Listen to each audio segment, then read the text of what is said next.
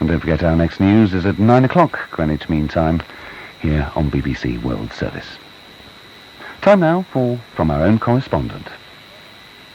Hello, this is Martin Handley. Today, will the inquiry into the murder of Stephen Lawrence help change racial attitudes in Britain? Morocco's attitude to nomads, and the broken bone capital of the world. This week saw the publication in Britain of the independent report by Sir William Macpherson on the murder of the black teenager Stephen Lawrence in 1993. Stephen Lawrence was stabbed to death by a racist gang as he waited for a bus in the London suburb of Eltham in southeast London late one April night nearly 6 years ago. Following the collapse of a case brought by Stephen's parents, no one has been convicted for the killing, although 5 white youths known as the Lawrence Five have been accused of being the murderers by some of the press here. The Macpherson report accuses the police involved of incompetence and says institutionalised racism exists across London's Metropolitan Police Force. Mark Reed has followed the Lawrence case and visited the scene of the murder in Eltham. There are few more mundane tasks than waiting for a bus. It's dull, necessary, but ought to be safe. So what kind of a society is it in which a black man is knifed to death at a bus stop, simply because he is black, and in which the police fail to find the killers, mainly because the victim is black? When I asked a cross-section of people in Eltham who killed Stephen Lawrence, it seemed the only ones there who've been unable to say are the police. There were witnesses, and local people left lists of names in prominent places, a page from a notebook tucked under a car windscreen wiper, an entry in a pupil's diary at a local secondary school, a black boy was killed near us last night, and these are the people who did it. Of course, the police have to prove who commits crimes, and the case did go to court, but failed. With the Macpherson report, the reason why it failed, we now know, is largely because the Eltham police essentially did not want to solve the murder, so they ignored evidence and witnesses and didn't bother with other basic procedures. Stephen Lawrence's best friend, Dwayne Brooks, who was with him on that fateful night, classically in the wrong place at the wrong time, still blames himself for deciding they return from Stephen's uncle's house, not in Eltham, to their home district, again not in Eltham, via that bus stop. Dwayne Brooks, who's black, pleaded with the police when they arrived to get emergency help for Stephen as he bled to death, and ended up pleading with the police to stop implying that he'd killed Stephen. Mr. Brooks says they assumed because he's black that he could well have been the killer. Eltham is a typical London suburb. Its near total lack of aesthetic appeal was not helped by the rearrangement of much of this part of the city by the German Air Force in the Second World War. There is one place of historical beauty there, Henry VIII's Eltham Palace, but it is, to quote Shakespeare, a jewel in a toad's head, and it doesn't distract many of the people from what seems to be their main activity, shopping in the High Street, an ugly road defaced in the 1950s and 60s by the appallingly bad taste of architects and urban planners. Eltham is part of a band of suburbs which rings London. It's a struggle, whichever means of transport you take, to reach the cultural heart of the capital, and an equal struggle out to what passes for countryside in this overcrowded bottom right-hand corner of Britain. I should know, I live nearby. At the time of the murder, the Lawrence Five were living in housing estates close to the bus stop. Grey places, but not blighted. Eltham is not in a city, and it has far fewer black residents than surrounding areas. These are close-knit communities, family ties are tight, relatives are often neighbours, people are conservative. Work, often in short supply, is usually provided by the better-to-do professionals nearer central London who need builders and other tradesmen. The Macpherson report begs the bigger questions. What produces a racist killer? And the other side of the coin, how far does a society create a police force in its own image? These are big questions. Are we all capable of being racist killers or racist policemen? I can understand the frustrations of growing up in a place like Eltham, but how does that lead to the cold-blooded killing of a passer-by? What I can't begin to understand is how any policeman, in London or elsewhere, can decide to allow a man to die without justice, rather than stand up for the innocent against evil in a barren suburb like Eltham. Mark Reed. Morocco has a large number of nomads living in its southern Saharan desert fringes. These people, of mainly Berber origin, lived there undisturbed for many centuries. But the 30-year struggle for the disputed territory of Western Sahara has changed the map of this wild desert terrain. The nomads were displaced, and many were encouraged to settle in newly developed desert towns. But recently the government launched a new initiative to preserve Morocco's multicultural heritage. Lipika Pelham travelled through Morocco's southern Saharan desert with a former nomad who's not convinced about the government's new attempt to preserve the nomad lifestyle. After a whole day's part train and part bus journey, I arrived in Agadir, the southern port city of Morocco. Brahim was waiting for me patiently for 2 hours, as the bus was running late. "Pleased to meet an ex-nomad," I said. "It's romantic," he said, "to be described as a nomad."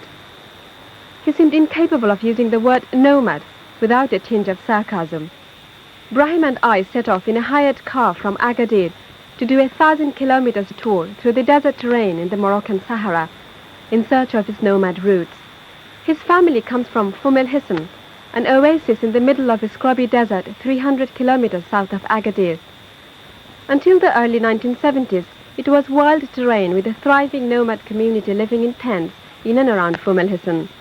Then there was a war in mid-70s when the Algerian-backed Polisario soldiers who claimed the land crossed the border to fight the Moroccan army.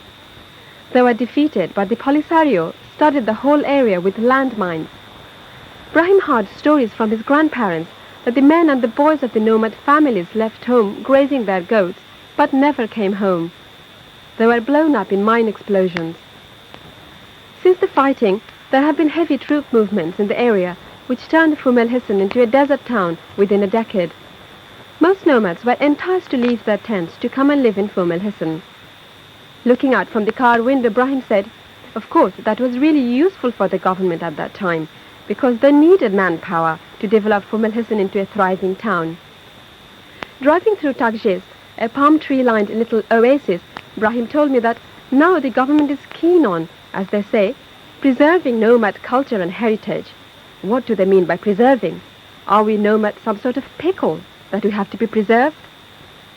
Just 55 kilometers before Fumel Hisn, we got out of the car. Out in the desert, the wind was strong and very cold. Walking along a rough track, every now and then we would be caught in the vortex of a sandstorm. With streamy eyes and ruffled clothes, we arrived in a tent. There were only women left as the menfolks went off with the sheep early in the morning. Fatima didn't want to let us in at first, but her heart soon melted hearing Brahim's dialect, which was the same as hers. Fatima was guarding the tent with her 3 daughters and baby son. The eldest, 14-year-old Aisha, she told us, was going to be married in spring. Brahim soon found out that they both come from the same tribe, Aitilol. Aitilol simply means the wandering in local Berber dialect. Brahim said, "I am proud to have come from a nomad tribe. I was brought up with the songs that my ancestors sang for hundreds of years. At home we have our own traditional food, clothes. At the same time, we have the important access to progress, which is education. We have access to the basic standards of life, like water, shelter above our head, cleanliness. And our girls don't get married off at 14. Meanwhile, Fatima's daughter was busy grinding special beans called argan to make oil from. I asked her, "Would you like to go and live in the city?" She burst into a fit of giggles. "Yeah, then I can have a wash every day. But can you take the tent with us?" Brahim said that when his grandfather first settled in Fumel Hisn, his family put up a tent inside their house. But he quickly added, "I feel nothing for the so-called nostalgia for nomad lifestyle. What is your nostalgia is Fatima's nightmare." Lipika Pelham. This winter's been a relatively mild one in southern Scandinavia, but for Norway in particular, a mild winter can be a distinctly mixed blessing, and early spring can be even worse. Our Oslo correspondent Tony Samstag explains why the Norwegian capital is known as the broken bone capital of the world. One of the many depressing things about getting old as a journalist in a small country is the way the same stories come round again and again, with all the inevitability of death itself. In your relative youth, perhaps, you don't mind so much. After all, it's easy money telling the same story for the second, third, umpteenth time. albeit, given a modicum of integrity, in a slightly different way each time. But with age, it's not so much the joy of an easy buck you feel, as a terrible weariness deep in your old bones. Most appropriately in this case, as old age and broken bones are the subjects to which I am returning now, 5 years almost to the day since my last attempt to analyze the curious insouciance with which Norwegians seem to treat the near-catastrophic burden imposed by winter on their national health system. Cause and effect are easy enough to identify and explain, child's play, in fact. As any child will tell you, when it turns cold and stays cold, ice and snow will accumulate on the roads and pavements. If the temperature rises to near freezing or just above, some of the snow and ice will begin to melt, only to freeze again when the temperature falls. In a city, of course, pedestrian and road traffic can create the same conditions, whatever the marginal rise and fall in temperature. In any case, the result is slippery roads and pavements. And slippery roads and pavements, as any child will tell you, make people, especially, but by no means entirely old people, fall down. I've spoken to other Scandinavians, Swedes, Finns, and so on, about this. They're universally appalled at the Norwegians' failure to cope with this commonplace Nordic phenomenon by the simple expedient of laying down grit, sand, or salt, often and copiously enough to enable its citizens to walk about. In fact, Norway sometimes seems to take a perverse pride in its claim to suffer the highest rate of broken bones in the world. During the most recent crisis in Oslo, a very small town as capital cities go, doctors said they were treating almost 100 people a day for injuries caused by falls, about a third of which involved breaks or fractures, and it's the same throughout the country. For years, arguments have raged, inconclusively, over whether the local authority or the individual property owners should be responsible for clearing and sanding pavements. Even where responsibility has been assigned, there are few, if any, legal mechanisms to enforce compliance or claim damages. Meanwhile, the falls continue, at a cost of hundreds of millions of dollars a year, enough to make a noticeable dent in annual revenues from North Sea oil. About 2,000 people suffer a break or fracture each winter in Oslo alone. Newspapers are full of interviews with little old ladies complaining that they haven't gone out for weeks because they are so afraid of falling. I know just how they feel. There have been days this year when I found myself creeping along haltingly, where even the family dog feared to tread. A very elderly man living at the top of a rather large hill set off to walk to town. This was in the picturesque small town where I live, about an hour down the fjord from Oslo. Lost his footing and slid all the way down to the bottom, the better part of a kilometer. He survived. Norwegians are nothing if not tough, after all, but his recuperation took a long time and was very expensive indeed. A day or two later, one of the elusive gritting lorries was spotted down by the harbor. It had overturned on an icy curve, spilling its entire load at the one point in town, arguably, where it was least needed, and that was the last anybody saw of it that winter. I rest my case, if not my weary old bones. And with that dispatch from our Oslo correspondent, Tony Samstag, we end From Our Own Correspondent. From Our Own Correspondent was presented by Martin Handley and produced by Mike Popham. If you want to... Before you were even 20, you'd acquired money, you had a wife, you had a comfortable home, you had a child on the way. But you were using drugs, big style. Yeah. Why? I lacked what I say was love, and up to the age of 10 my parents were never there. That contributed to the handbag snatching. My ex-wife showed me no love and affection, so I filled the void with drugs.